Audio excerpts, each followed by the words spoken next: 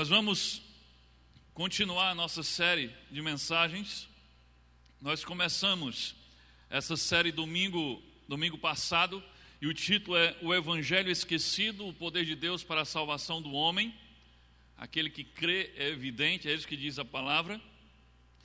Domingo passado nós falamos sobre algumas marcas do Evangelho verdadeiro e começamos a pincelar algumas coisas sobre falsos evangelhos ou falsas doutrinas que têm sido ministradas no meio do povo de Deus. E hoje nós vamos para a mensagem 2. O tema da mensagem de hoje é o Evangelho verdadeiro versus o Evangelho da prosperidade. E o nosso texto base da nossa série, o nosso texto inspirativo da nossa série é Gálatas capítulo 1, versículo 6 ao versículo 9. Gálatas capítulo 1, versículo 6 ao versículo 9, que diz o seguinte: Admiro-me, isso é o apóstolo Paulo falando, admiro-me de que vocês estejam abandonando tão rapidamente aquele que os chamou pela graça de Cristo para seguirem outro evangelho que, na realidade, não é o evangelho. O que ocorre é que algumas pessoas o estão perturbando, querendo perverter o evangelho de Cristo. Continua. Mas ainda que nós, ou um anjo do céu, pregue um evangelho diferente daquele que lhes pregamos, que seja amaldiçoado. Como já dissemos, agora repito: se alguém lhes anuncia um evangelho diferente daquele que já receberam, que seja amaldiçoado. Amém? Você pode fechar os seus olhos, vamos falar com Deus, vamos orar, pedir misericórdia a Ele por esse momento. Deus amado, em nome de Jesus, nós queremos, Deus, pedir a Tua misericórdia sobre nós, a Tua graça derramada sobre nós. Pai, em nome de Jesus, tem misericórdia de mim, Deus, que estou aqui à frente com a responsabilidade, Deus, de transmitir a Tua palavra para o Teu povo. Deus, em nome de Jesus, me usa como um instrumento, como um vaso nas Tuas mãos. Deus, eu te peço e te rogo que pela Tua graça e misericórdia, os meus defeitos, os meus pecados, as minhas imperfeições, não venham ser pedra de tropeço, de obstáculo, para aquilo que o Senhor quer fazer nesta noite, neste lugar, na vida de cada uma dessas pessoas que estão aqui. Deus, em nome de Jesus, que eu diminua e o Senhor cresça, que o Senhor apareça, que a Tua palavra seja ministrada com verdade. E Deus, que em nome de Jesus, cada pessoa aqui nesse auditório tenha a sua mente e o seu coração aberto para ouvir, para receber com alegria a Tua palavra, mas também que possamos praticar, Deus, aquilo que vamos aprender hoje. É em nome do Senhor Jesus Cristo que nós consagramos ao Senhor este tempo e damos ao Teu Espírito Santo toda a liberdade para falar conosco nesta noite. É assim que nós choramos e Te agradecemos em nome de Jesus. Amém. Amém, irmãos? Amém. Dá uma acordada aí. Então, esse texto que nós lemos aqui de Gálatas capítulo 1, versículo 6 ao 9, ele mostra que desde o início da história da igreja, o evangelho vem sofrendo ataques por parte do diabo, que tem levantado falsos profetas, falsos mestres. Porque o diabo sabe que na hora que ele conseguir perverter o evangelho, distorcer o evangelho ou diminuir, diluir o evangelho, toda a obra de Cristo estará comprometida para salvar aquele que escuta esse evangelho falso ou esse evangelho diluído. Porque o evangelho é o poder de Deus para a salvação daquele que crê, mas como crerão se não estão escutando o evangelho verdadeiro?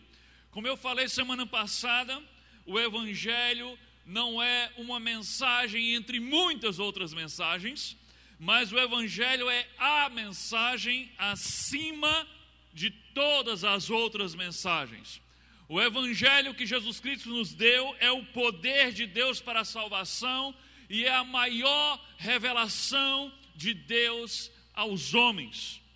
O Evangelho, ele é tão supremo, tão precioso, tão poderoso, tão importante, que Paulo proferiu uma maldição para todo aquele que se atrever a distorcer esse Evangelho, a falsificar esse Evangelho ou alterar esse Evangelho. Ele diz que todo aquele que pregar um Evangelho diferente daquele que vocês já ouviram da parte dele e do Senhor Jesus, que seja amaldiçoado. Não tem meias palavras com Paulo. Se você escuta um Evangelho distorcido, pois daquele que vem esse Evangelho seja amaldiçoado. É isso que Paulo está dizendo. E tudo isso que nós vemos acontecendo nos dias de hoje, todas essas falsas doutrinas, essas heresias, essas aberrações doutrinárias que nós temos visto nos nossos dias, é o cumprimento daquilo que a Bíblia já dizia que iria acontecer, que Paulo alertou, que Jesus alertou que iria acontecer. Olha só o que Paulo diz em Atos capítulo 20, versículo 28 ao versículo 30. Atendei por vós e por todo o rebanho sobre o qual o Espírito Santo vos constituiu bispos. Aqui ele está falando para a liderança. Para pastoreardes a igreja de Deus, a qual ele comprou com o seu próprio sangue. Em outras palavras, vocês que estão pregando, que estão liderando, tenham cuidado, porque vocês estão liderando a igreja que Jesus comprou com o seu próprio sangue. Ele continua: eu sei que depois da minha partida, entre vós penetrarão lobos vorazes, que não pouparão o rebanho, e que dentre vós mesmos, não é lá de fora, é dentre vós mesmos se levantarão homens, falando coisas pervertidas, para arrastar os discípulos atrás deles. Isso é algo que começou a se cumprir já pouco depois da morte de Paulo, mas que vem se intensificando. Se você participou da série que ministramos aqui sobre a segunda vinda de Cristo, quando nós falamos dos sinais que apontam para a vinda de Cristo, você percebe que eles sempre existiram, só que eles vão se intensificando à medida que vão se tornando mais próximos da vinda de Cristo. É por isso que Jesus, ele compara os sinais da sua vinda, se lembra, com as dores de parto. E como são as dores de parto? Elas começam leves e bem salteadas. Depois elas começam a ficar mais constantes e vão aumentando em intensidade até que a criança chega, no caso até que o Senhor chegue. Então esses são os sinais da vinda de Jesus, e que já acontece desde o início da história da igreja, só que vem se intensificando. Olha o que diz aqui, o próprio Jesus diz aqui em Mateus 24:11, aqui falando sobre os sinais da sua vinda: e numerosos falsos profetas surgirão e enganarão a muitos. Eu acredito que nunca houve um tempo na história da humanidade em que tivemos tantos, mas tantos falsos profetas e em evidência como estão hoje. E talvez porque, além de serem muitos, eles detêm em sua maioria a mídia sob seu controle. Então hoje dificilmente você vai ligar a televisão e você vai ver um pregador falando do evangelho da cruz. Raramente você vai ligar a TV em um canal muito assistido, em um dos principais canais, e você vai ver algum pregador, algum profeta, algum evangelista falando da seriedade do evangelho de Cristo. Mas você liga e você sai passando nos canais e o que você vê são falsos profetas pregando um evangelho amaldiçoado, e assim eles também o são, porque é um evangelho mentiroso. Olha o que Paulo diz mais uma vez aqui em 2 Timóteo, capítulo 4, versículo 1, a parte B, até o versículo 5. Eu exorto solenemente, pregue a palavra. Ele está falando isso para quem? para o jovem pastor Timóteo. Ele está dizendo: eu exorto você solenemente, pregue a palavra, esteja preparado a tempo e fora de tempo, repreenda, corrija, exorte com toda a paciência e doutrina, pois virá o tempo em que não suportarão a sã doutrina. O texto continua: pelo contrário, sentindo coceira nos seus ouvidos, segundo os seus próprios desejos, juntarão mestres para si mesmos. Eles se recusarão a dar ouvidos à verdade, voltando-se para os mitos, para as mentiras, para as fábulas. Você, porém, seja sóbrio em tudo, suporte os sofrimentos, faça a obra de um evangelista, cumpra plenamente o seu ministério. Essa é a recomendação de Paulo, essa é uma exortação que Paulo faz ao jovem pastor Timóteo. E o interessante é que, se você continuar lendo o texto, você vai perceber que Paulo está deixando claro que ele já entende da parte de Deus que ele está no finalzinho de sua vida. E segundo os historiadores, quando ele escreve isso para Timóteo, algumas semanas depois Paulo seria decapitado. Então Paulo, entendendo, sentindo discernimento do Espírito Santo que estava nos seus últimos dias, ele resolve escrever uma carta para o jovem pastor Timóteo, e a sua preocupação é: pregue a palavra. Paulo não diz: Timóteo, se concentre nas experiências sobrenaturais, se concentre nos muitos milagres. Não, ele diz: se concentre na palavra, põe o foco na palavra, porque Paulo sabia que se tivermos o foco aqui, então estaremos vacinados contra esses falsos profetas que vão surgir. Então pregue a palavra, porque vai chegar o dia, e aqui ele está profetizando, vai chegar o dia em que as pessoas não suportarão ouvir a sã doutrina. Com coceira no ouvido, elas vão procurar mestres para si, ou seja, vão procurar ouvir aqueles mestres que falam o que eles querem ouvir, porque não suportam mais a verdade, mas querem ouvir mitos, mentiras, fábulas que lhe agradam. E isso, com certeza, está acontecendo nos dias de hoje. Como combater isso? Paulo diz: pregue a palavra. E no final ele diz: suporte os sofrimentos.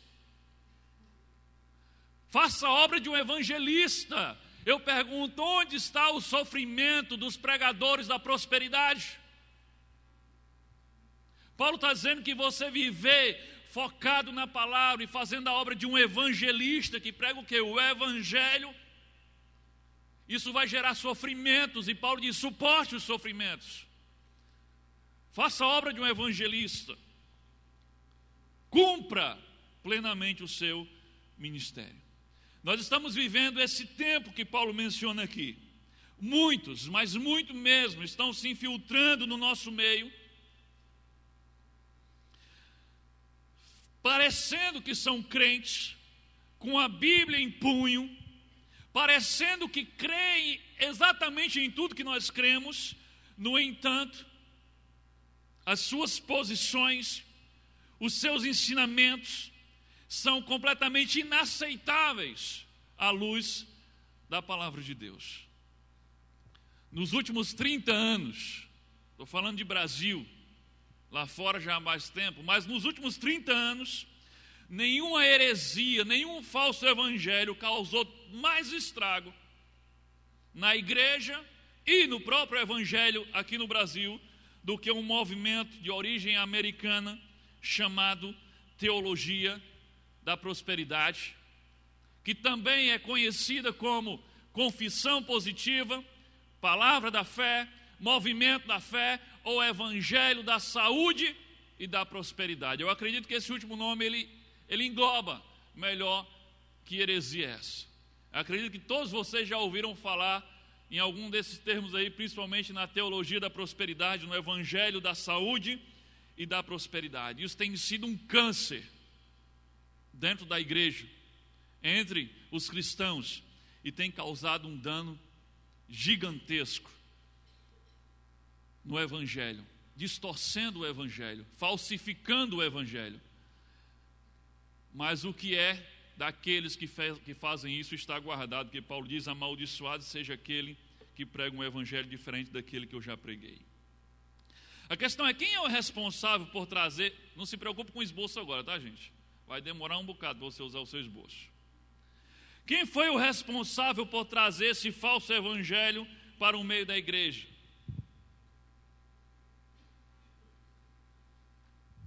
Eu quero vacinar vocês. Eu quero caminhar com vocês agora um pouco na história desse movimento. Porque tem muita gente que acha que isso é algo do Espírito Santo, foi uma revelação do Espírito Santo, isso começou aqui no meio da igreja, e não sabe de onde surgiu esse negócio de evangelho da prosperidade, da saúde da prosperidade. Então, quem foi que trouxe isso para o meio da igreja? Quem é o responsável humano por isso? Embora os adeptos da teologia da prosperidade considerem Kenneth Hagin, daqui a pouco a gente fala mais sobre ele, como o pai desse movimento, essa não é a verdade. Existe alguém que antecedeu Kenneth Hagin. Pesquisas cuidadosas feitas por vários estudiosos apontam que, na verdade, Kenneth Hagin, ele se inspirou, para não dizer plagiou, os escritos e os ensinamentos de um homem que veio antes dele, e tem aí no PowerPoint, Ezekiel William Kenyon. Esse camarada foi aquele que trouxe para o meio da igreja essa heresia chamada teologia da prosperidade, ou evangelho da prosperidade e da saúde. Ele nasceu em 1867, faleceu em 1948, um evangelista de origem metodista, só a origem dele, nascido no estado de Nova York e que converteu na adolescência. Kenyon acreditava que as ideias que ele havia aprendido em seitas heréticas como ciência cristã, isso é uma seita, apesar do nome cristã, que alguns ensinamentos, algumas doutrinas que ele tinha aprendido nas seitas heréticas, não somente eram compatíveis com o cristianismo, como, segundo ele, poderiam melhorar, aperfeiçoar a fé cristã. Ou seja, a ideia era melhorar o evangelho que Jesus deixou. Então, essas experiências que ele aprendeu, essas doutrinas que ele aprendeu fora da igreja, poderiam, se usado com sabedoria, melhorar, aperfeiçoar a fé cristã. Ele acreditava, o que era isso? Era que o uso correto da mente, com o uso correto da mente, o crente poderia reivindicar, tomar posse. Você já ouviu isso em algum lugar? Reivindicar, tomar posse dos plenos benefícios e direitos que todo crente tem. Porque esse é o foco. Benefícios e direitos. Daqui a pouco nós vamos falar mais sobre isso, sobre esses tais direitos que, segundo a teologia da prosperidade, todo cristão tem. Então, onde começa? Quem traz isso para a igreja? Primeiro, isso começa fora da igreja. E depois quem traz isso para a igreja? Esse camarada, esse Kenyon. Agora, quem foi o grande embaixador, o grande porta-voz dessa mentira doutrinária? Aí sim, Kenneth Hagin. Esse cidadão aí, nasceu em 1917, faleceu em 2003, recentemente, né? Não faz tanto tempo assim. Agora, você quer conhecer o furo de uma doutrina? Conheça um pouco sobre aquele que ensinou pela primeira vez essa doutrina. Talvez algumas pessoas que nasceram aqui, espiritualmente, nasceram aqui, ou nasceram numa igreja batista, talvez nunca ouviu falar desses nomes. Mas se você andou frequentando os arraiais, né, as fronteiras da prosperidade, você conhece bem esses nomes, talvez já tenha admirado esses homens. Quem foi Kenneth Hagin? Presta atenção para você não perder o fio da meada. Ele nasceu no Texas, Estados Unidos. Ele nasceu com um sério problema cardíaco. ele teve uma infância difícil, principalmente depois dos 6 anos, quando o pai abandonou a família. Pouco antes de completar 16 anos, a saúde dele piorou a ponto dele ficar confinado em cima de uma cama.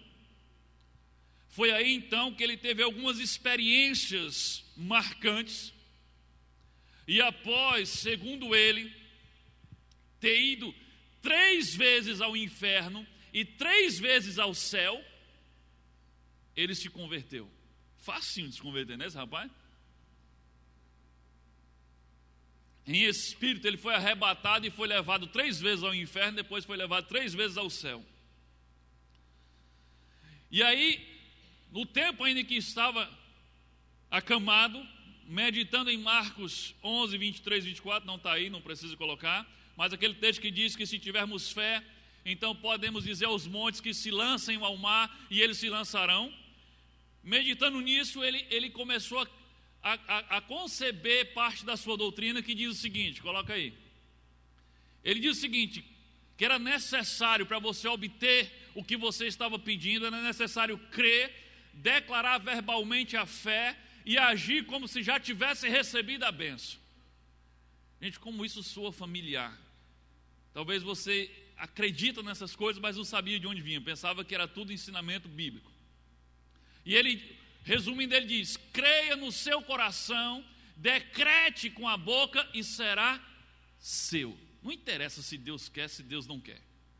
Não interessa se Deus concorda ou não. A questão é, creia no seu coração, decrete com a sua boca e o que você está pedindo será seu. Haja como se já tivesse recebido e então receberá. Parece bonito, mas segura aí. Pouco depois de começar com essas experiências e ter 3 vezes ao inferno e 3 vezes ao céu, então ele é curado da sua enfermidade e sai finalmente do seu estado de quase paralisia em cima da cama.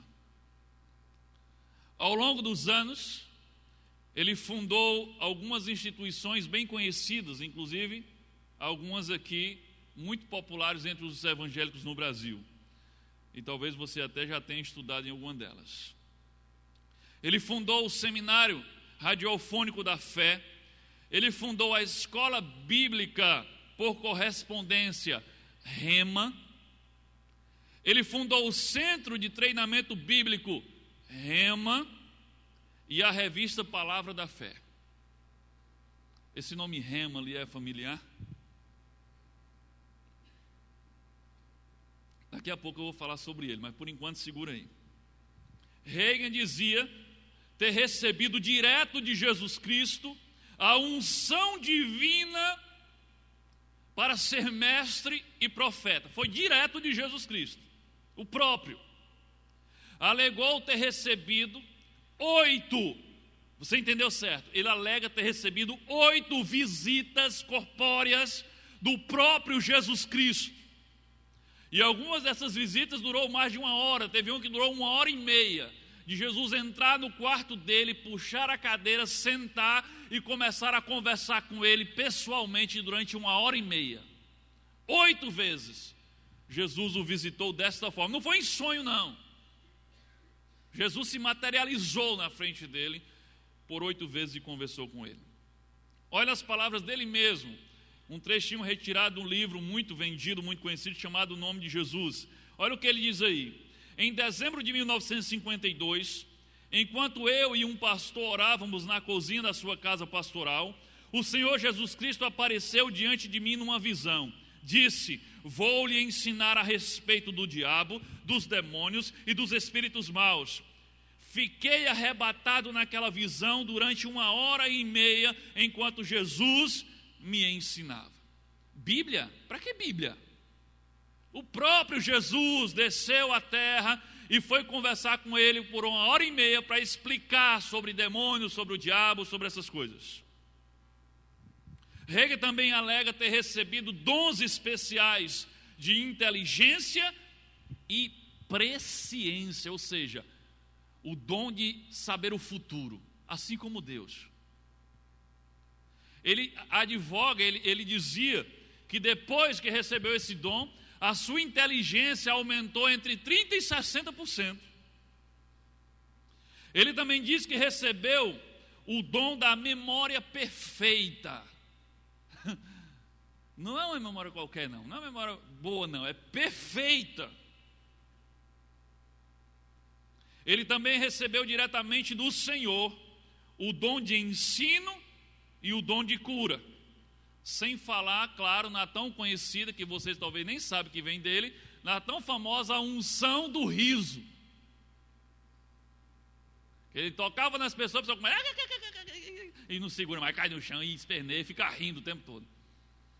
Para que o Espírito Santo faz isso, eu nunca entendi. Mas é a unção do riso. Olha esse outro trecho aí do livro Compreendendo a Unção, é livro dele, são palavras dele. Diz o seguinte: quando o Senhor apareceu a mim naquela primeira visão, em 2 de setembro de 1950, por que ele dá detalhes? Afinal de contas, ele recebeu o dom da memória perfeita. Ele tocou nas palmas das minhas mãos, Jesus tocou nas palmas da mão dele, com o dedo da sua mão direita, e disse, Jesus disse: chamei-te e te ungi, e te dei uma unção especial para ministrar aos enfermos. Aqui é o momento que ele diz que o próprio Cristo veio a ele, tocou nas suas mãos e deu a ele o dom de curar. Não é aquele dom espiritual que a gente recebe ao nascer de novo, não. Jesus veio do céu para dar a ele especificamente esse dom e tocou nele para dar esse dom. A conclusão que eu cheguei ao estudar a biografia de Kenneth Hagin é que o chamado dele é infinitamente, mas infinitamente superior ao chamado do apóstolo Paulo. O apóstolo Paulo, do jeito que ele está falando, o apóstolo Paulo não amarra nem as sandálias dele. Porque o apóstolo Paulo encontrou com Jesus a caminho de Damasco, e o que foi que Paulo viu? Uma luz forte. Uma luz tão forte que o cegou. E ele caiu ao chão. E aí, Jesus fala com ele, mas ele não vê Jesus. Foi só uma luz forte. E manda ele à casa de Ananias, depois manda Ananias lá orar para curar ele. Jesus mandou o recado: Ananias, vai lá curar Saulo lá, que eu deixei ele cego, que eu escolhi ele. Mas com Kenneth Hagin, não, meu amigo, o negócio não é assim não. É outra categoria. Jesus chegava, sentava, puxava a cadeira e tocava nele. E conversava 1h30 com ele. Isso é muito superior ao que aconteceu ao apóstolo Paulo. Difícil é acreditar em tudo isso. Nos anos 80,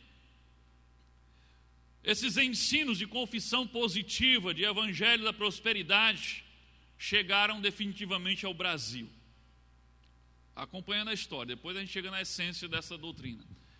Por volta dos anos 80, isso chegou no Brasil, e um dos principais, ou dos primeiros que vieram aqui, entre muitos, mas o que hoje ainda está bem destacado, é um camarada chamado Benny Hinn, que no popular nordestês é Benny Hinn. Benny Hinn, esse é bem conhecido aqui no Brasil. Ele foi trazido pela primeira vez pela Adonep, talvez você já ouviu falar na Adonep, que é a Associação de Homens de Negócio do Evangelho Pleno. Então trouxeram o Benny Hinn ao Brasil para falar desse novo evangelho, dessa tal teologia da prosperidade, da confissão positiva. Aí só para você ter uma ideia um pouco de quem é Benny Hinn, só algumas heresias que ele pregou, só duas, porque se eu fosse falar de todas a gente ia passar a noite inteira. Mas uma das heresias que ele pregou, ele disse que Deus, quando criou a mulher para que ela desse a luz pelo lado, pela costela. Porque não foi assim que Deus fez Eva, botou Adão para dormir e da costela de Adão fez Eva. Então ele disse que o projeto original de Deus para a mulher é que ela desse a luz pelo lado. Mas por causa do pecado, agora ela tem que dar a luz por onde você sabe que ela dá a luz. Outra heresia é num livro muito conhecido, que talvez você até já tenha comprado um dia esse livro. O livro que tem como título Bom Dia, Espírito Santo.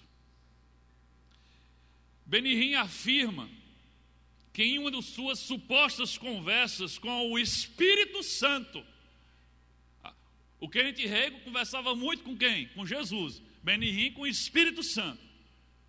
E ele diz no seu livro, Bom Dia Espírito Santo, que um dos seus encontros, ele teve que sair, tinha um compromisso, ele tinha que sair da conversa que ele estava lá conversando com o Espírito Santo. E segundo ele, o Espírito Santo implorou a ele que ele demorasse mais 5 minutos.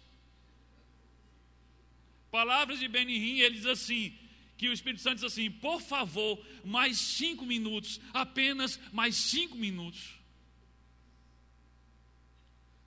O camarada não é fraco, não. O Espírito Santo implorou, meu amigo, por favor, 5 minutos da sua atenção. E como tem crente que comprou esse livro e achava uma bênção. Bom Dia Espírito Santo. Um outro também que veio trazer essa falsa doutrina para o Brasil, e também vocês conhecem, já ouviram falar dele, é o tal do Morris Cerullo. Aliás, antes dele tem olha só isso aí, ó. Aquele da voz mansa assim, você quer ser o meu parceiro? Seja o meu parceiro. O R.R. Soares foi o brasileiro, né? Que os outros estão vindo de fora. Ele que estava aqui foi um dos mais importantes nesse processo de trazer essa falsa doutrina para o Brasil. Porque foi o R.R. Soares com a sua editora que publicou a maioria dos livros do Kenneth Hagin aqui em língua portuguesa. Então ele difundiu através da publicação dos livros toda essa teologia falsa, toda essa doutrina falsa entre nós. E aí um outro que também veio de fora para cá é o Morris Cerullo. Esse aí você lembra dele porque as últimas 2 vezes que ele veio ao Brasil, ele veio trazido e patrocinado pelo pastor Silas Malafaia. E você lembra bem que os dois juntos venderam a unção financeira dos últimos dias por R$900. Você deve lembrar disso, porque isso passou em escala nacional.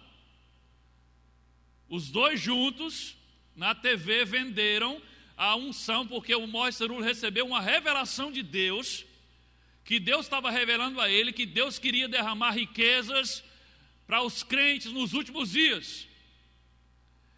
Mas tinha que pagar lá uma oferta de R$900 para você ter essa unção financeira sobre você, para você ficar rico.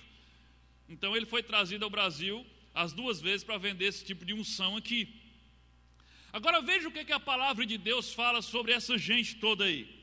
2 Pedro capítulo 2, versículo 2 e 3 diz assim: muitos seguirão os caminhos vergonhosos destes homens, e por causa deles será difamado o caminho da verdade. Em sua cobiça, tais mestres os explorarão com histórias que inventaram. Há muito tempo a sua condenação paira sobre eles, e a sua destruição não tarda.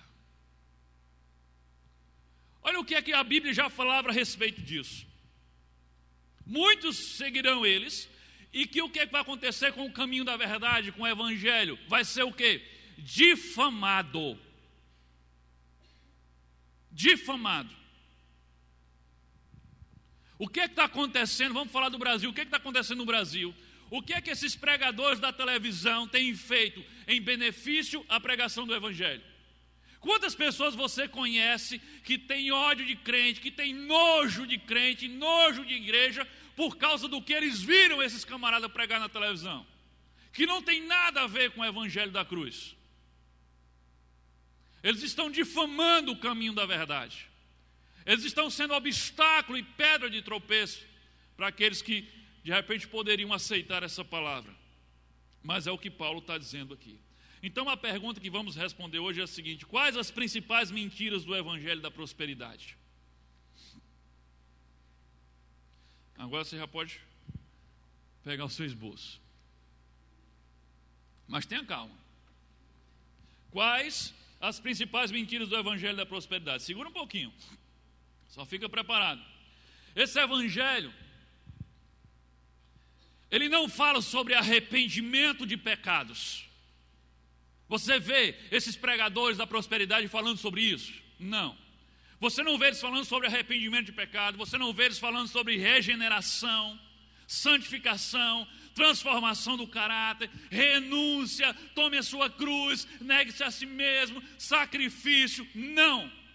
Novo nascimento, não. Isso definitivamente não faz parte do evangelho que eles pregam, do evangelho da prosperidade e da saúde que eles pregam.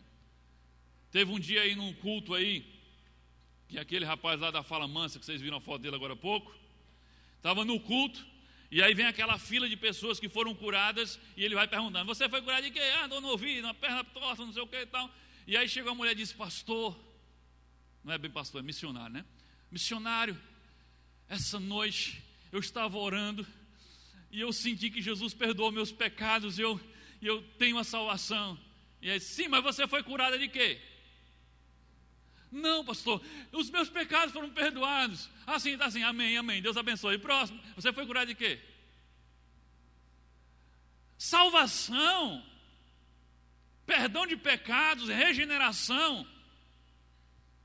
Isso não é importante. Importante é, você estava cego de um olho, agora você está vendo, você estava surdo, agora você está ouvindo, você estava com a perna torta, agora endireitou. O que Jesus fala? O que adianta você ter os dois olhos e ir para o inferno com eles?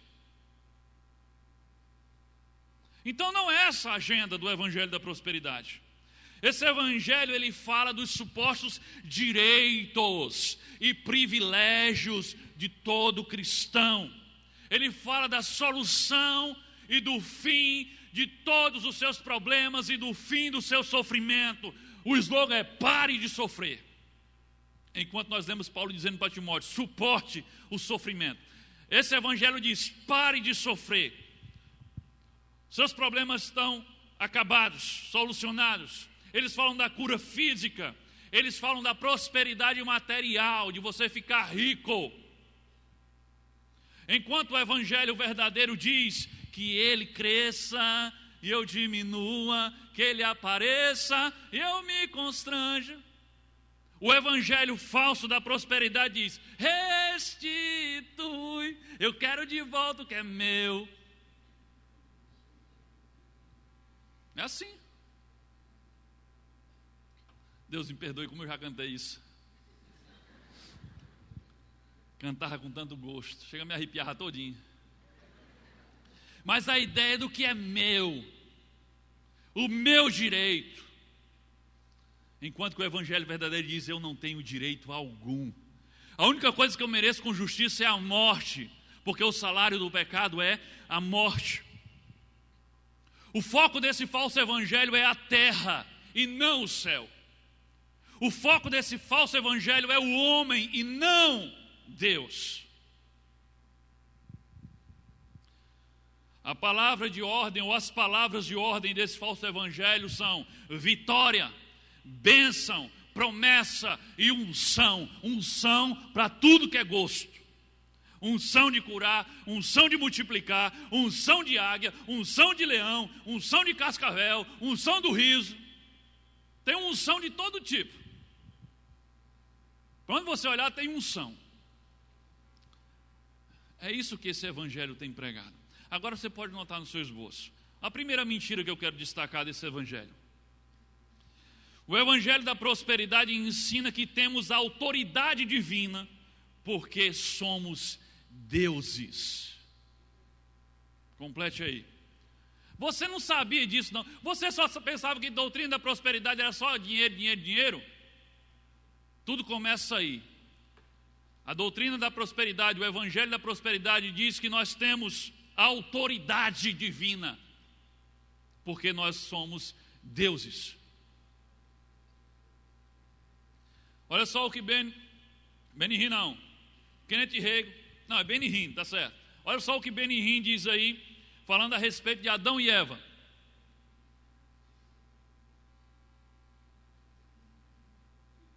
É Kenneth Hagin mesmo. Olha só, na verdade os dois falam sobre isso, né? Adão era um ser sobre-humano, quando Deus o criou. Não sei se as pessoas chegam a saber disso, mas ele foi o primeiro super-homem que já existiu. Adão não só voava como os pássaros, mas também voava para o espaço. Com o pensamento ele estaria na lua, poderia nadar debaixo da água sem perder o fôlego. E sua esposa Eva fazia o mesmo. Ambos eram sobre-humanos. Então Adão, na verdade, foi o primeiro super-homem, Superman da história. Olha o que ensina Morris Cerullo. Ele diz o seguinte: vocês sabiam que desde o início o propósito de Deus era reproduzir Ele mesmo? Não sabia não. Quem são vocês? Digam, filhos de Deus. Vamos lá, digam isso. O que trabalha dentro de vocês, irmãos, é a manifestação de tudo o que Deus é e tem. Vocês não estão olhando para Morris Cerullo, vocês estão olhando para Deus, vocês estão olhando para Jesus. E agora eu quero passar um vídeo, agora na nossa versão brasileira, pastor Marco Feliciano. Se você é fã dele, desculpa. Pastor Marco Feliciano falando sobre esse tema. Ele aprendeu direitinho com o Kenneth Hagin, com o Benny Hinn e com o Morris Cerullo. Apaga aqui a frente, por favor. Olha um trechinho da mensagem dele falando sobre esse tema. E com o coração aberto, acredito que todos creem. Tem um ditado popular que diz que filho de peixe, não ouvi filho de peixe, filho de cachorro, filho de cavalo, filho de girafa, filho de baleia, filho de pássaro, filho de Deus. Mas o homem é como se fosse um Deus pequenininho, um Deus diminuto, um Deus que morre, um Deus que pode ser sepultado. Olha isso. O que é isso? Um celular. A pergunta que eu faço a essa igreja, que é muito mais inteligente do que eu: como é que a voz de alguém vem parar aqui dentro? Como é que a voz da pessoa vem parar aqui? O que é isso senão um milagre? Não captou? O que é isso senão um milagre? Pastor, mas quem faz milagre é só? Não ouvi? Não ouvi. Será que é aqui que está a resposta da minha pergunta? Será que o grande Deus é Deus dos deuses? Será que é por isso que o diabo te odeia tanto, criatura? Vai vir sobre a sua vida esta unção. Se prepare, as pessoas vão vir se curvar diante de você. Não, se eu não entendeu, eu vou repetir. As pessoas vão vir se curvar diante de você. Não, eu vou falar de novo. As pessoas vão se curvar diante de você. Deu para entender aí? Onde é que ele bebe isso? Nessa turma aí, Kenneth Hagin. Receba essa unção, ele está dizendo. As pessoas vão vir se curvar diante de você. Será que o Deus Todo-Poderoso é o Deus dos deuses? E aí a galera, aleluia! Um milagre. A fonte desse ensinamento de que o homem poderia ser um Deus não é Kenneth Hagin, não é Benny Hinn, não é o Cerullo, nem é o Marco Feliciano. Sabe qual é a fonte desse ensinamento? A origem desse ensinamento que o homem pode ser Deus é do próprio Satanás. Olha o que diz Gênesis capítulo 3, versículo 4 e 5. Disse a serpente à mulher: certamente não morrerão. Deus sabe que no dia em que dele comerem, seus olhos se abrirão e vocês serão como Deus, conhecedores do bem e do mal. O que foi que encheu os olhos de Eva? Qual foi a tentação que a atraiu? Era a vontade de ser como Deus. era a vontade de ser Deus. Então essa falsa doutrina de que o homem é Deus começa com Satanás. Lá no primeiro pecado começa com essa proposta dele. Isso não é uma ideia de Kenneth Hagin, isso não é ideia de Benny Hinn, isso é uma ideia do próprio diabo que eles estão difundindo por aí. E aí o povo sem conhecimento da palavra, porque não estão seguindo o conselho de Paulo a Timóteo, que pregue a palavra, quando escutam uma aberração dessa, em vez de gritar misericórdia, gritam aleluia e entram em euforia. É por isso que eu estou dizendo que hoje eu estou vacinando vocês, para que no dia que vocês estiverem presentes, quando uma aberração dessa for dita, vocês possam dizer misericórdia, e não aleluia ou glória a Deus por isso. Então a verdadeira fonte dessa mentira é o diabo, não podia ser outra, porque ele é o pai de toda mentira, é o que diz João 8:44. E uma heresia vai puxando a outra heresia, uma mentira vai puxando a outra mentira.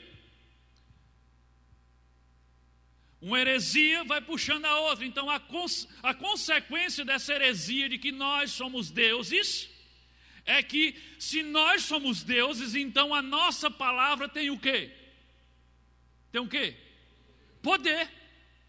Então, se somos deuses, a nossa palavra tem poder. Você já ouviu isso em algum lugar? A palavra tem poder. Tem música que canta isso, tem livro falando sobre isso, e tem um monte de crente em todo tipo de igreja dizendo isso. Cuidado que a palavra tem poder. Mas não está falando a palavra de Deus não, está falando a palavra dele. A sua tem poder. Mas é uma consequência lógica da outra heresia. Se eu sou Deus, a minha palavra, logicamente, tem poder. E se ela tem poder, então podemos trazer à existência aquilo que não existe. Já ouviu isso também por aí? Trazer à existência aquilo que não existe. Então, se minha palavra tem poder, eu posso trazer à existência aquilo que não existe. Mas a verdade é que somente Deus tem poder em sua palavra. Somente Deus pode trazer com sua palavra à existência aquilo que não existe. É o que diz lá em Gênesis, que haja luz, e a luz veio a existir. E o haja de Deus acontecia porque a palavra dele tem poder, porque ele é Deus. Mas não eu, não você. Isso é mentira. Mas isso foi se impregnando. Sabe por quê? Que a gente não sabe de onde veio. E a gente escutou um dia, e a gente não lê a Bíblia. Isso é verdade, a palavra tem poder. Eles ensinam que através da palavra de comando, a palavra de poder, nós podemos rejeitar as coisas ruins, como dores, doenças, enfermidades, problemas, pobreza. E através da palavra de poder, nós podemos decretar as coisas boas, que elas venham, saúde, paz e dinheiro. É daí que vem aquelas famosas frases que você já deve ter ouvido, talvez até falado. Eu não aceito, eu determino, eu exijo, eu decreto, eu declaro, eu tomo posse. Tudo isso parte do princípio que a minha palavra e a sua palavra têm poder. Mas isso não passa de um falso evangelho, de um falso ensinamento que está sendo pregado no nosso meio. Olha, mas esse absurdo de Kenneth Hagin, olha só essa frase dele. Ele diz, não ore mais por dinheiro, exija tudo o que precisar. Acabou esse negócio de estar orando. Meu amigo, exija. Está pedindo, não, exija tudo o que você precisar. Meu amado, a palavra de Deus fala sobre a soberania de Deus. E o que é a soberania de Deus? É a doutrina que afirma que Deus é supremo, é soberano em governo e autoridade sobre tudo e sobre todos. Olha o que diz o Salmo 97, versículo 5. Os montes se derretem como cera diante do Senhor, diante do soberano de toda a terra. Está dizendo que Deus é tão soberano e Deus é tão poderoso que os montes se derretem se estiverem na sua presença. E Ele é o soberano de toda a terra. Sabe o que é que essa doutrina falsa diz? Diz que Deus é soberano no céu, mas na terra o homem é que governa e que Deus tem que pedir autorização ao homem para agir aqui. Doutrina de demônios. No evangelho da prosperidade, a soberania de Deus não é levada a sério. Quando o camarada tem a coragem de dizer assim, não ore mais pedindo não, decrete, não ore mais pedindo não, exija. Ele não está levando a sério a soberania de Deus. E aí verbos autoritários como exigir, decretar, determinar, reivindicar, estão substituindo as expressões humildes como pedir, rogar e suplicar.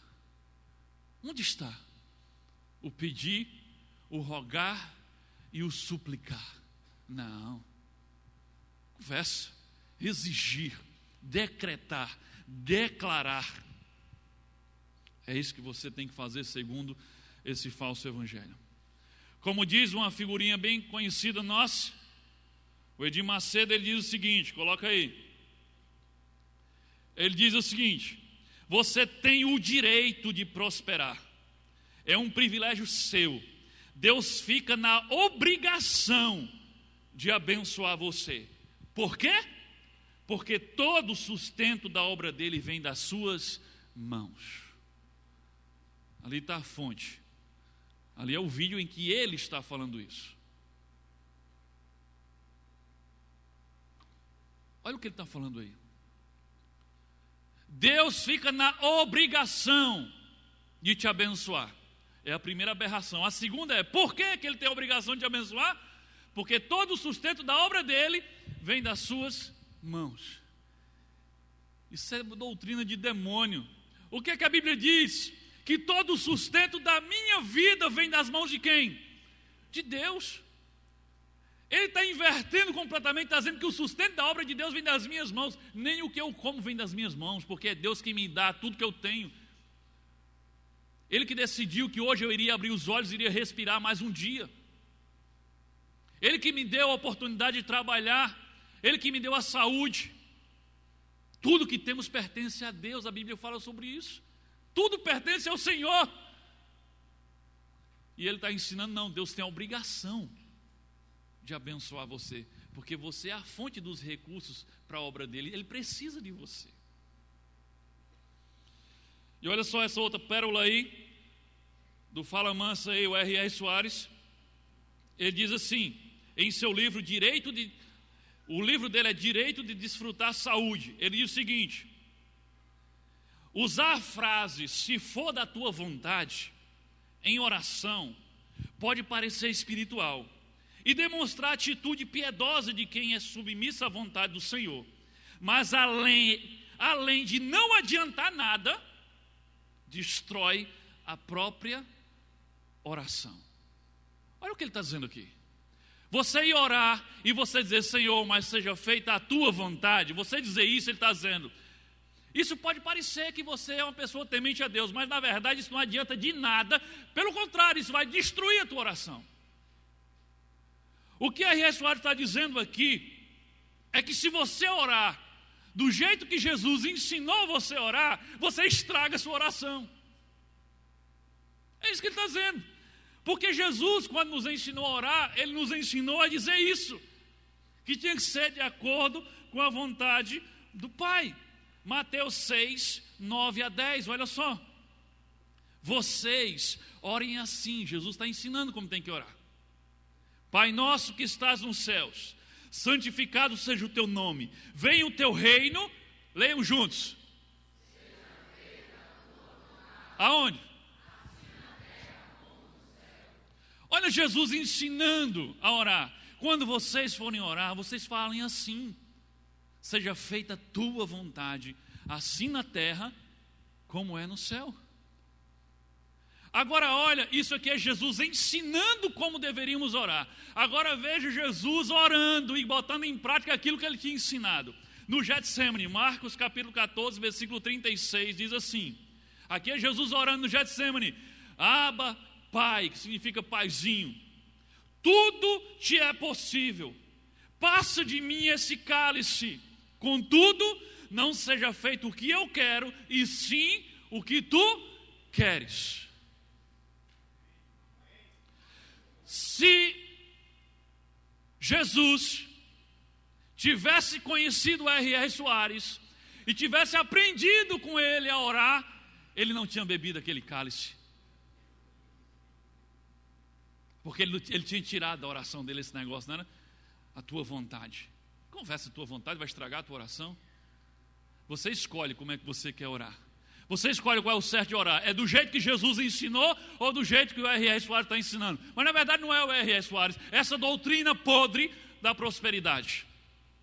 Eles ensinam isso porque eu sou Deus, meu amigo. E Deus tem a obrigação de me abençoar.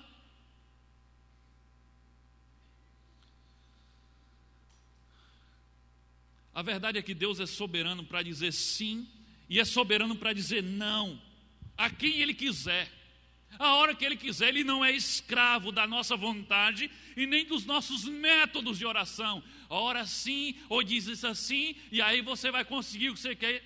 Não, Deus é soberano.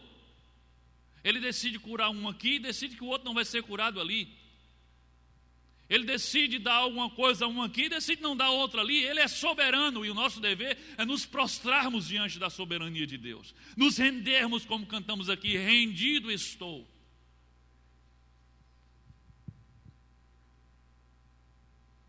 Mas os pregadores desse falso evangelho, se segura aí se você já participou desses treinamentos por aí. Os pregadores desse falso evangelho ensinam que existe uma palavra mágica. E a palavra é rema. Você vê isso por todo canto. Talvez você nunca soube o que era. Mas a palavra mágica é a palavra rema. O que é essa palavra rema? Segundo muitos, essa palavra é a palavra que os crentes usam para decretar, para declarar, para trazer prosperidade e cura, para trazer a existência para o mundo material aquilo que só existe no mundo espiritual. Na verdade é o abracadabra dos crentes. Aí você diz lá, abracadabra, rema, e as coisas aparecem. Mas de onde é que veio essa história desse rema? Para esse povo acreditar tanto nesse negócio desse rema.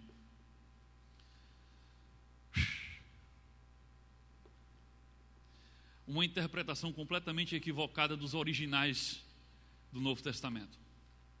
Eles observaram que, ao escrever o Novo Testamento, os escritores usavam duas palavras para a palavra de Deus.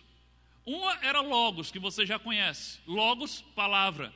Então, a palavra de Deus, o logos de Deus. E em outras ocasiões era o rema de Deus, que também significa palavra. Então, no Novo Testamento tem duas palavras gregas que são usadas para definir a expressão palavra. Tanto logos como rema.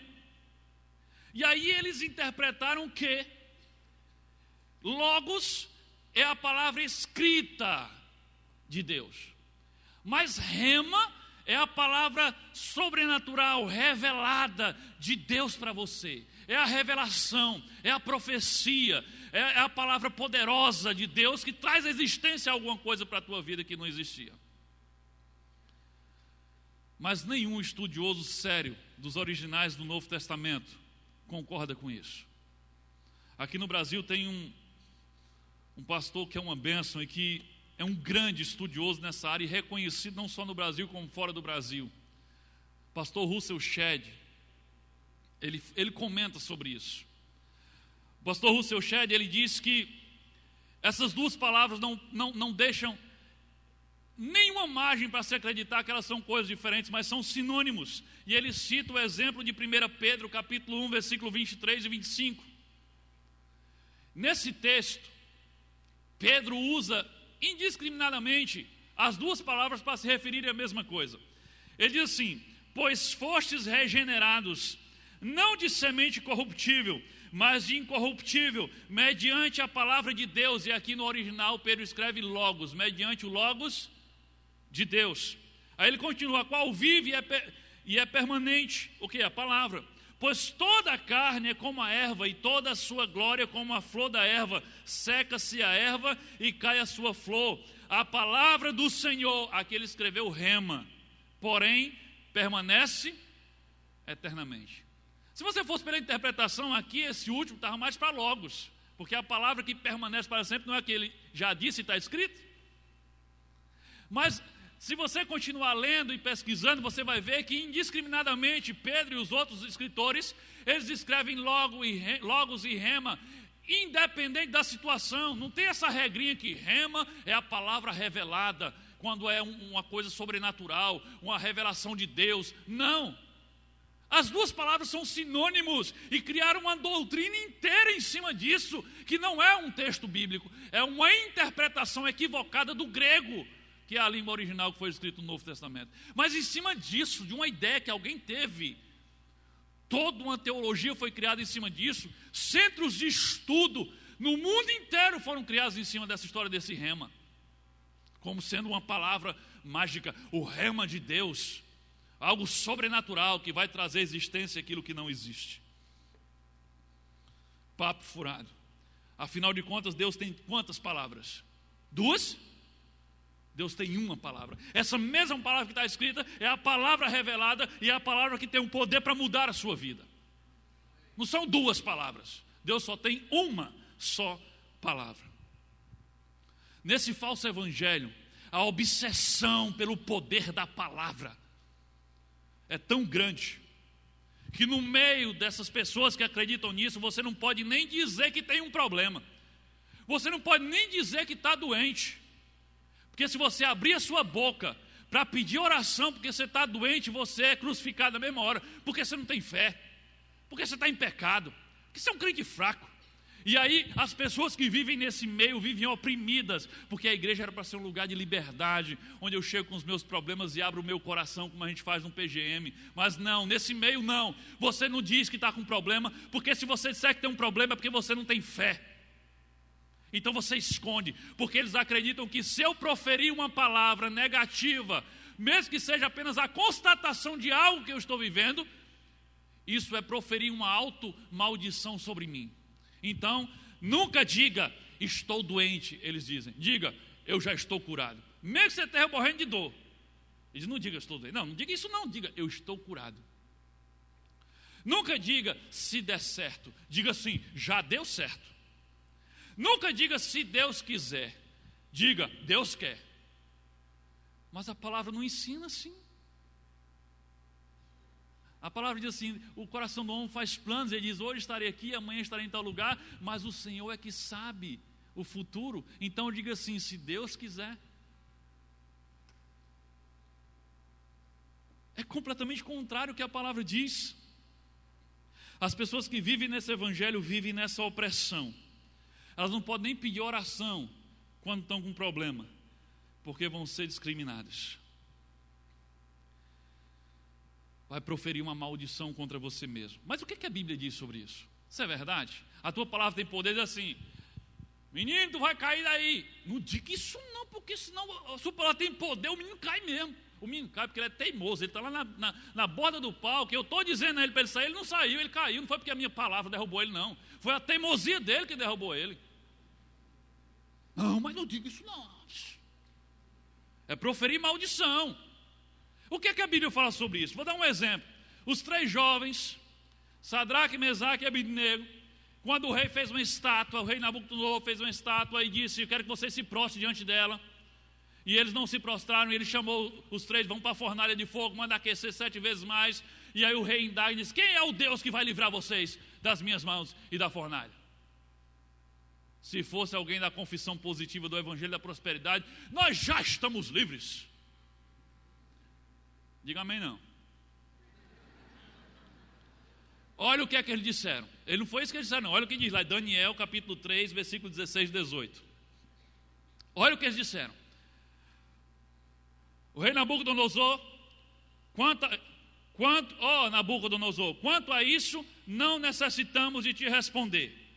Se o nosso Deus, a quem servimos, quer livrar-nos, ele nos livrará da fornalha de fogo ardente e das tuas mãos, ó rei. Se não, ou seja, se ele não quiser, fica sabendo, ó rei, que não serviremos aos teus deuses, nem adoraremos a imagem de ouro que levantastes.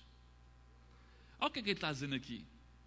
Se tem lá, o R.R. Soares está perto dele, o Macedo, o Kenneth Rei está perto dele, e ele diz um negócio desse: ó rei, se o nosso Deus quiser, então ele poderá sim nos livrar. Mas se ele não quer, não me diga uma coisa dessa não. Você já virou churrasco desse jeito. O fato deles terem dito, se Deus quiser, Ele nos livra, mas se Ele não quiser, Ele não nos livra, mas uma coisa é certa, nós vamos obedecer mesmo assim. Isso não atraiu maldição sobre eles, isso não fez com que o fogo queimasse eles. Você sabe o final da história? Tinham 3 andando dentro do fogo, daqui a pouco tinham 4. Deus enviou o anjo que caminhava com eles dentro do fogo, e eles saíram de lá, nem o cabelo tinha sido queimado e suas roupas não tinham cheiro nenhum de fogo. A palavra não comprometeu, a palavra deles não comprometeu. Isso é balela, isso é mentira, isso é mito.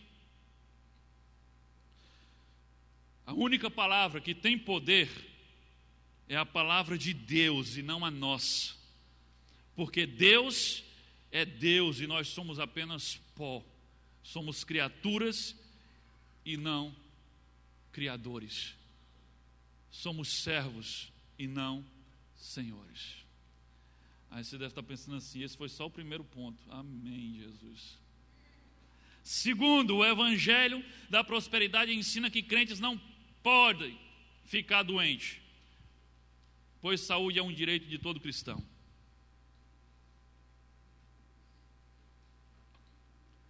Isso não está no nosso meio também, isso. O evangelho da prosperidade ensina que crente não pode ficar doente, pois saúde é um direito de todo crente. O ensinamento de Hegel diz o seguinte, olha só a frasinha dele aí, o que ele ensina aí. Ele diz assim: é sempre da vontade de Deus que cada crente seja curado fisicamente de qualquer doença ou enfermidade. É sempre e de qualquer enfermidade. Uma pessoa que busca cura deveria olhar para a palavra de Deus e não para os seus sintomas. Ela deveria dizer: sei que estou curada, porque a palavra diz que pelas suas pisaduras eu fui curado. Distorção da verdade. Primeiro que ele está se referindo ao texto de Isaías, que diz que pelas suas pisaduras fomos sarados, fomos curados. Ali estava falando de Jesus, o Cordeiro, e as feridas que ele curava era o pecado. O contexto ali é salvação e não doença física.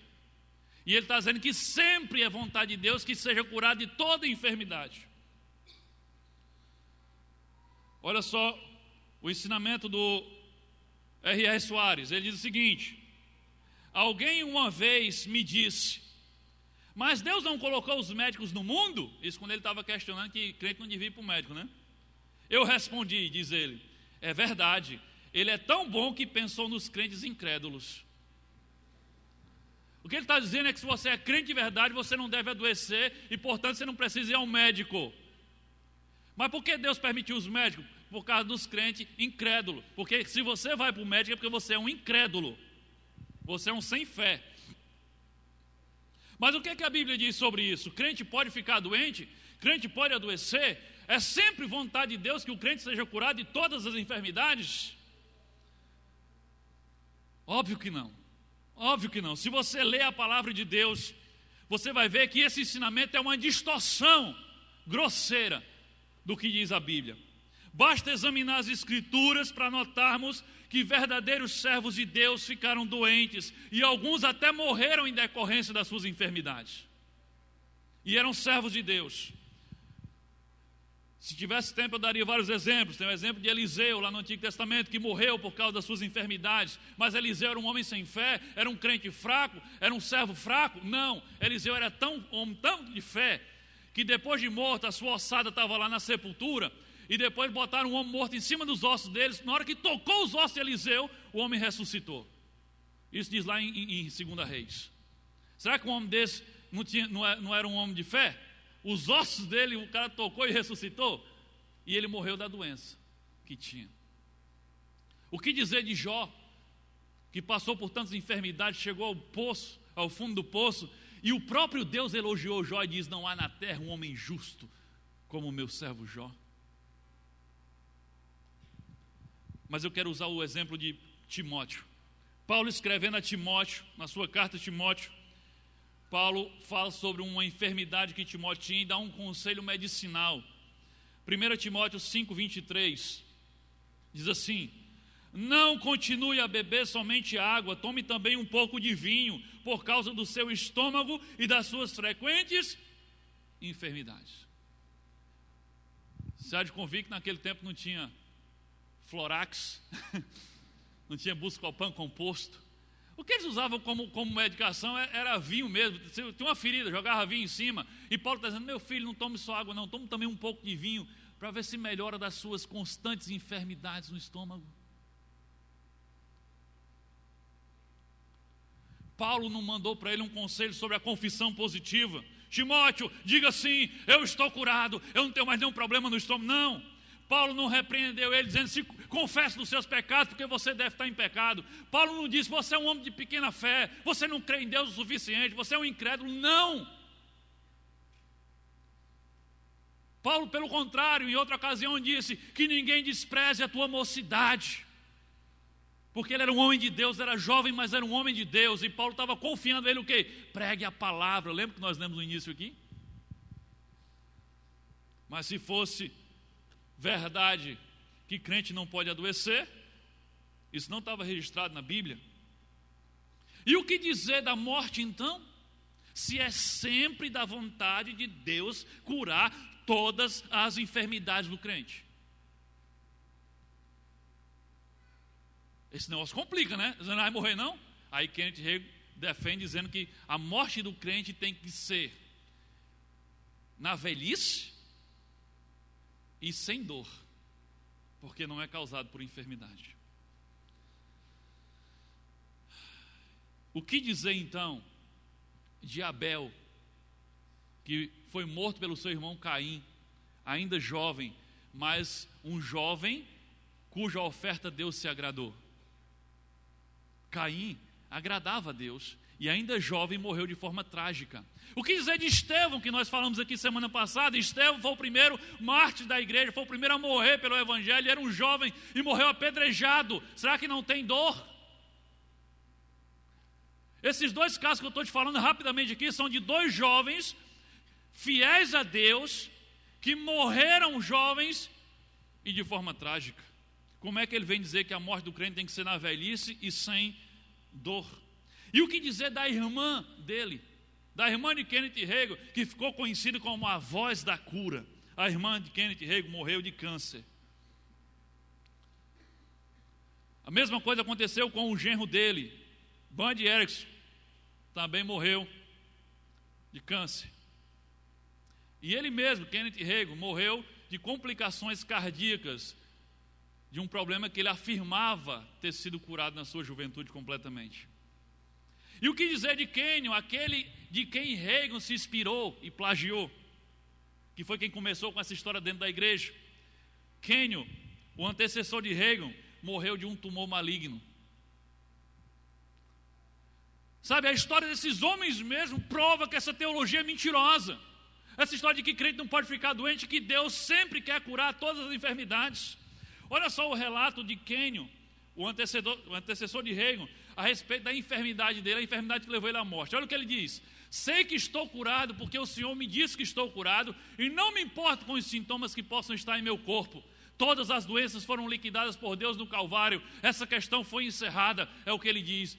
Mas o que aconteceu depois? Ele morreu da sua enfermidade. Mas um fato comprovado e que ninguém pode fugir dele é que existe pelo menos uma enfermidade da qual você não vai ser curado. Sabe qual é? É a última. Aquela que vai levar você à morte. E sabe qual é o problema? Eu não sei se a próxima vai ser a última. Deus nunca garantiu isso. A palavra de Deus nunca garantiu que crente não pode ficar doente, porque na palavra dele tem registrado grandes homens de Deus que passaram por enfermidades e alguns que morreram em decorrência delas. Terceira mentira desse evangelho falso: O Evangelho da Prosperidade ensina que a prosperidade financeira é um direito do cristão. É um direito do cristão. Não é um favor divino enriquecer você, não. É obrigação. Assim como o cristão tem direito à saúde, também tem direito à prosperidade, tem direito de ser rico. É isso que eles defendem. E aí é comum nós ouvirmos pregadores da prosperidade afirmarem que Deus quer que seus filhos comam a melhor comida, vistam a melhor roupa, dirijam os melhores carros e morem nas melhores casas. Ou você nunca ouviu um pregador desse falar sobre essas coisas? Afirmam que a prosperidade financeira e que o enriquecimento é a marca da presença de Jesus na sua vida e a marca da sua fidelidade a Deus. Mentira. Para justificar isso, eles chegam a dizer que Jesus era rico, Jesus usava roupas de grife, Jesus morava numa bela e grande casa na praia, Jesus liderava um ministério que tinha muito dinheiro. Baseado em que eles dizem isso? Porque lá em João revela que Judas era o tesoureiro e roubava o dinheiro da bolsa dos discípulos. Eles, para ter um tesoureiro ladrão, só podia ser um ministério que tinha muito dinheiro. Um ladrão pode roubar até uma moeda. Acaba que é ladrão, ele rouba qualquer coisa. Mas eles advogam tudo isso para dizer o quê? O crente tem que ser rico porque Jesus era rico. Vou passar mais um videozinho. Pastor Abílio Santana mostrando por A mais B que Jesus é rico. Coloca aí. Se der para soltar um pouquinho no retorno para eu ouvir também. Aos 12 anos, segundo o historiador, ele assumiu a carpintaria. E nessa época não tinha motosserra, nessa época era na base do machado, as mesas eram tudo feitas, sabe, no olho. Entendeu? Meia tortinha, emenda aqui. Tá? Então, quando Jesus assume a carpintaria, a coisa mudou. Alguém está me ouvindo aí, queridos? A coisa mudou. Porque era mais ou menos um ano para entregar uma mesa e 4 cadeiras. Um ano! Porque o cabra ia na mata, escolhia e dizia, eu quero essa aqui. O cabra derrubava madeira, arrastava no animal, levava para a carpintaria, trabalhava no formão, na serra, um pega de lá, outro pega de cá, serrador, e vamos que vamos. Depois de um ano, aquele toro de madeira virava uma mesa. Era um ano mais ou menos para entregar uma mesa e 4 cadeiras. Isso era na carpintaria de seu Zé, lá em Nazaré. Mas quando Jesus assumiu a carpintaria aos 12 anos, com a morte do pai adotivo, a coisa mudou. O cara chegava e dizia, você é o carpinteiro? Sou. E mesa, ele fez comigo mesmo. E cadeira? Fez comigo. Entrega quanto tempo? Se for mais de um ano, ele não quer, ele fez. O senhor bota o prazo. Uns 7 meses dá para entregar, ele fez, aí tá atrasado. Vem amanhã.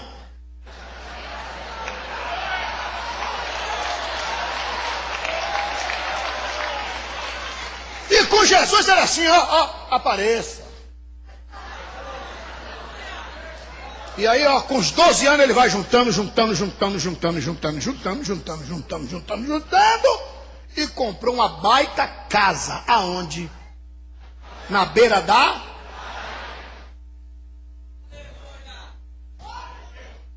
Olhe para alguém que está do seu lado aí, diga para ele, diga para ela assim, o meu Jesus tinha casa. Agora, para quebrar a costela do cão, diga assim, e da boa.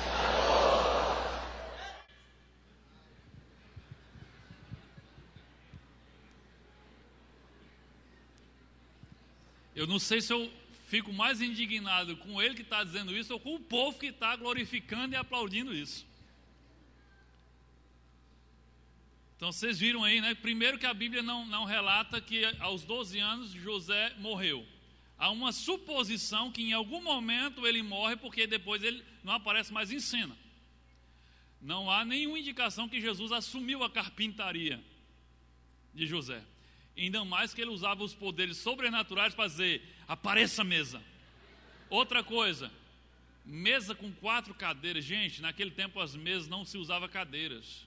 As mesas eram baixinhas, as pessoas se sentavam próximos ao chão e é por isso que tinham o hábito de lavar os pés. Lembra na ceia? Lavar os pés por quê? Porque os pés sujos de barro ficavam próximos ao alimento. Era uma questão de higiene lavar os pés. Mas isso tudo é falado como se fosse verdade. E aí Jesus, Ganhou muito dinheiro, porque afinal de contas é fácil ganhar dinheiro assim, não é só, haja mesa, haja cadeira. E aí ele foi juntando. E aí ele comprou uma casa na praia. Agora veja a realidade da Bíblia. Olha a realidade da Bíblia, Lucas capítulo 9, versículos 57 e 58. Olha o Jesus rico aí falando. Quando andavam pelo caminho, um homem lhe disse: eu te seguirei por onde quer que fores. Jesus respondeu: as raposas têm suas tocas e as aves dos céus têm seus ninhos, mas o Filho do Homem não tem onde repousar a cabeça, não tem um travesseiro. Depois, se você for assistir esse vídeo, você vai ver que ele vai explicar esse texto aqui, porque ele sabe que esse texto derruba o que ele estava dizendo.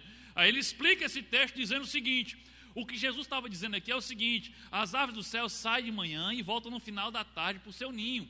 A raposa sai de manhã e volta no final da tarde para o seu covil. Mas o Filho do Homem não tem hora para voltar.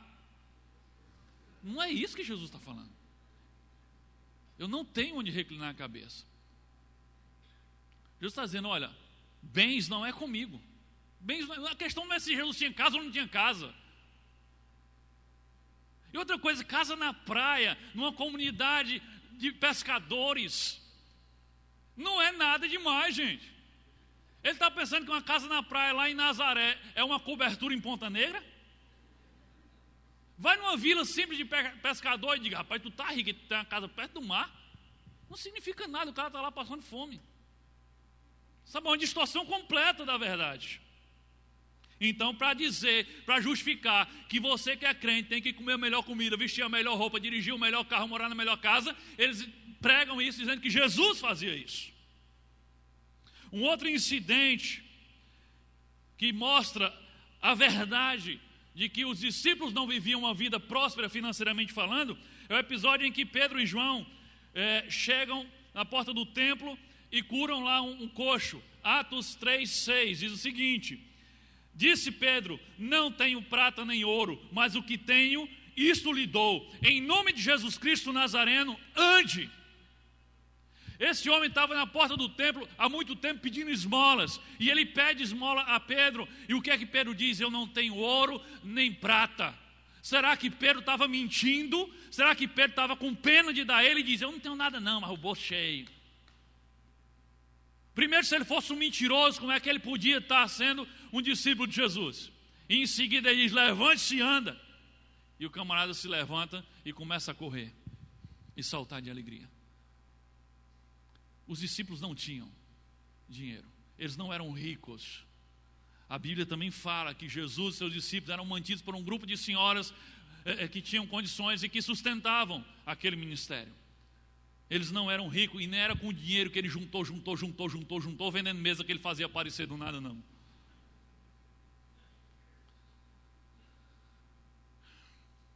E o que dizer de passagens como essa de Mateus 6,19? Não acumulem para vocês tesouros na terra, onde a traça e a ferrugem destrói, onde os ladrões arrombam e furtam. Isso combina com a teologia da prosperidade, que diz que você tem que acumular, que ficar rico? Não. O que dizer de 1 Timóteo capítulo 6, versículo 10 e 11, que diz assim: porque o amor do dinheiro é a raiz de todos os males, e alguns nessa cobiça se desviaram da fé, e assim mesmo se atormentaram com muitas dores. Tu, porém, homem de Deus, foge dessas coisas. Que coisas? Amor ao dinheiro. Foge dessas coisas antes que a justiça. Antes segue a justiça, a piedade, a fé, o amor, a constância e a mansidão. A verdade é que a teologia da prosperidade está mandando o povo de Deus correr atrás daquilo que Deus disse que eles tinham que fugir. A teologia da prosperidade está dizendo: corram atrás do dinheiro, sejam ricos, acumulem, sejam prósperos, ganhem muito dinheiro. Enquanto a palavra diz assim: fuja disso, porque muitos na ganância se desviaram da sua fé. É uma teologia diabólica, porque ela diz tudo o contrário. Tudo o contrário, é exatamente o oposto daquilo que diz na palavra. Como igreja de Jesus, já estou me aproximando do final, tá, gente? Como igreja de Jesus, nós precisamos tratar o pecado da avareza, que é o amor ao dinheiro, com seriedade, porque nós não temos feito isso. Apesar de Paulo ter posto a avareza, o amor ao dinheiro, no mesmo nível de muitos outros pecados, parece que a igreja tirou a avareza da categoria de pecado e botou ali num cantinho separado, que não é pecado. Olha o que diz 1 Coríntios 6, 9 a 10. Olha como Paulo trata essa questão. Ele diz: vocês sabem que os maus não terão parte no reino de Deus.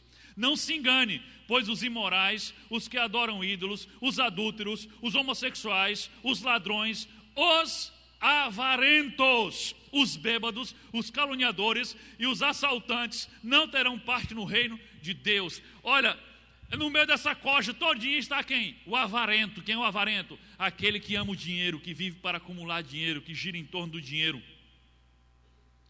Mas o que é que a igreja tem feito? Eu digo a igreja como um todo. Se você faz parte da igreja e você adulterar, ou você faz parte da igreja e você tiver prática homossexual, ou você for alcoólatra ou viciado em drogas, sabe o que é que a igreja faz? Ela exclui você, ela disciplina você. Mas se você é um avarento, amante do dinheiro, acumulador de bens, e chega na igreja ostentando o seu carro de luxo, as suas roupas de marca, o seu smartphone de última geração, sabe o que é que a igreja faz? Ela bate palma para você e arruma um cargo de presidente de alguma coisa para você ser.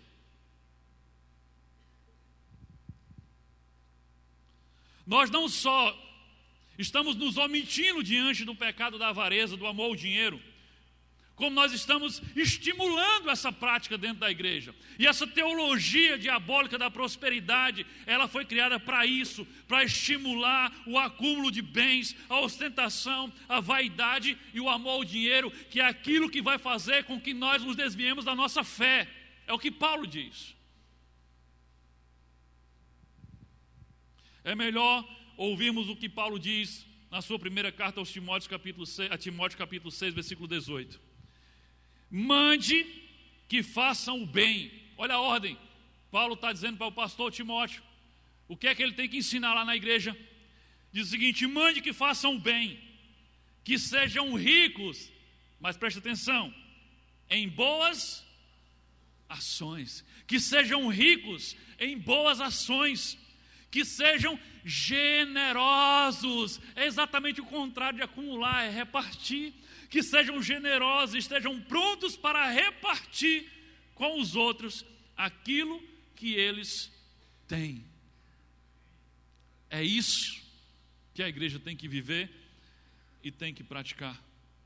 A verdadeira prosperidade não é ganhar a terra. A verdadeira prosperidade é ganhar o céu. O foco não é aqui, o foco é a eternidade. Agora, o maior perigo desse falso evangelho é que ele não está restrito a uma seita, ele não está restrito a uma determinada denominação, não, ele está disseminado, infiltrado em toda a igreja, independente da denominação, inclusive no nosso meio. Tem tanta gente aqui que vive de acordo com os princípios dessa teologia, desse evangelho falso, e nem se dava conta.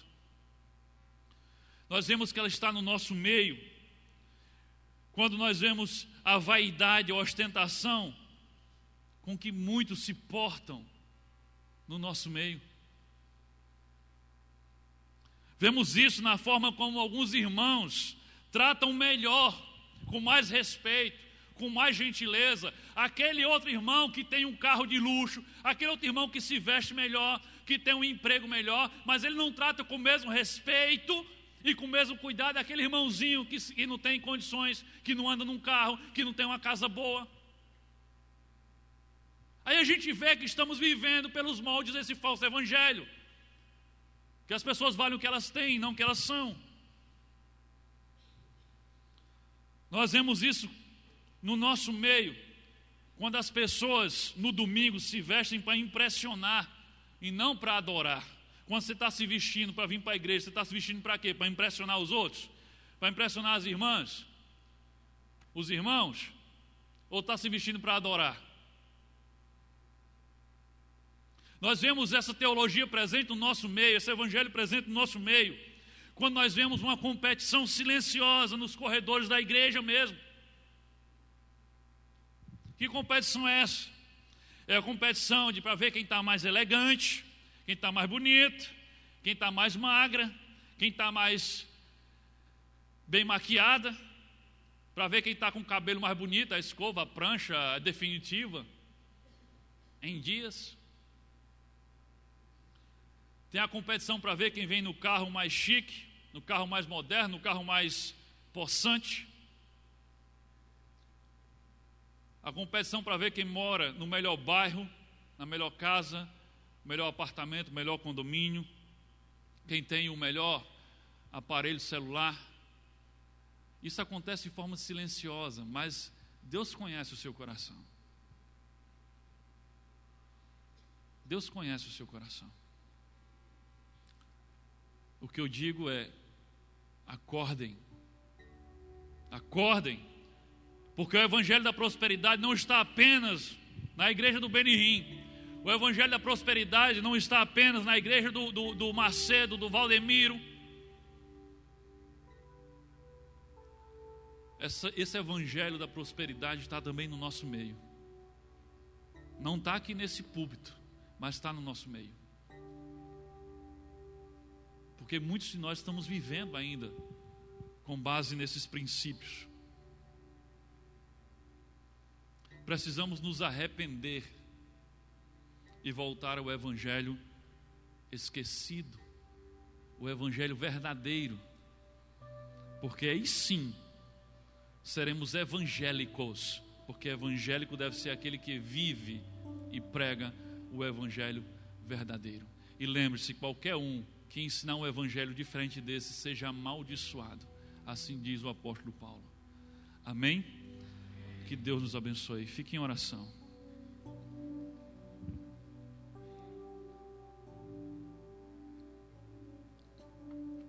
Você que está aqui hoje, que ainda não é discípulo de Jesus, o evangelho é poder de Deus para a salvação de todo aquele que crê. A salvação não é uma coisa automática. Jesus morreu na cruz e automaticamente todo ser humano foi salvo. Não. A Bíblia é clara, o evangelho é o poder de Deus para a salvação daquele que crê. E o que é que está implícito nesse crer?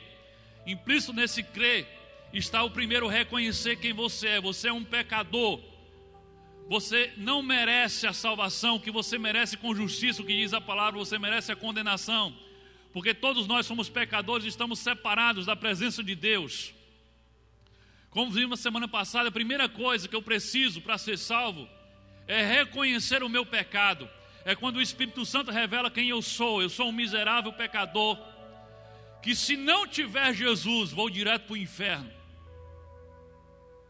Se o Espírito Santo tem incomodado você, se ele está revelando que você é alguém que precisa de Jesus para ser salvo, não é para ter uma vida melhor, não é para ter mais bens, não, é para ser salvo.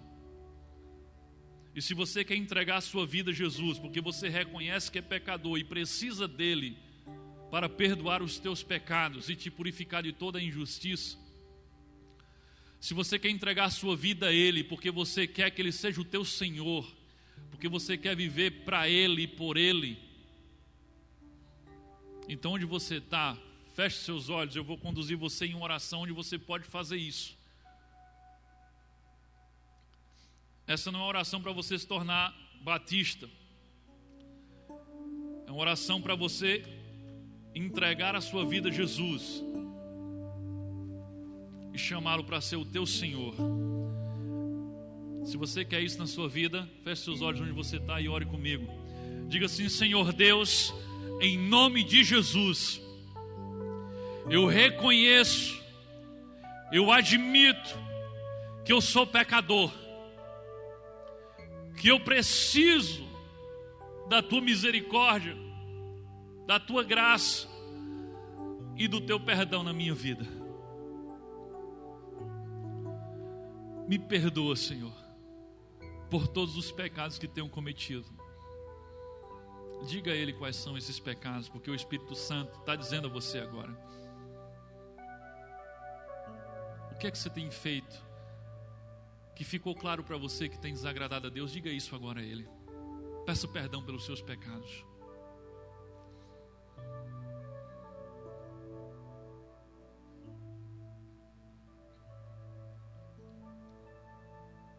Agora diga assim: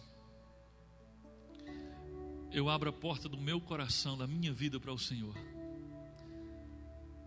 Entra na minha vida e faz morada em mim. Me transforma de dentro para fora. Transforma a minha maneira de pensar, a minha mente. Muda a minha vontade. Me faz gostar de tudo que o Senhor gosta. Me faz ter nojo, desprezo por tudo aquilo que o Senhor abomina. E retira de mim tudo o que não te agrada. É em nome do Senhor Jesus Cristo que eu te entrego a minha vida, Deus. Amém. E louvado seja o nome do Senhor. Se você fez essa oração porque o Espírito Santo conduziu você a um arrependimento verdadeiro, então você deu um passo gigantesco na direção de Jesus.